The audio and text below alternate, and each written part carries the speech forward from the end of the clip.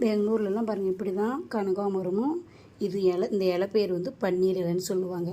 பாரு இப்படி தாங்க கட்டுவாங்க. பாருங்கள் இப்படி கட்டி நான் வந்து பாரு இந்த மாதிரி நியூஸ் பேப்பர் போட்டு காலையில் விற்கிறது இருந்தால் சாயங்காலம் இருந்தால் அப்படியே எடுத்துகிட்டு போவேன். காலையில் விற்கிறது இருந்தால் இப்படி தான் எடுத்துகிட்டு போவேன். பாருங்கள் இது முல்லைப்பூ. பாருங்கள் இது முல்லைப்பூ, இது மல்லிகைப்பூ தான், அதுவும் முல்லைப்பூ தான்.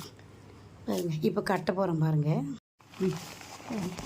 இப்படி மடித்து நீங்கள் என்ன இதுக்கு முன்னாடி விசேஷத்துக்கு போகிறோன்னா மொக்கில் இப்படி வச்சிட்டிங்கன்னா காலையில் எடுத்து பார்த்தீங்கன்னா இதே போல் மொக்காகவே இருக்கும். ஏன்னா இன்றைக்கி வாங்கிட்டு பூ மாதிரி தெரியும்.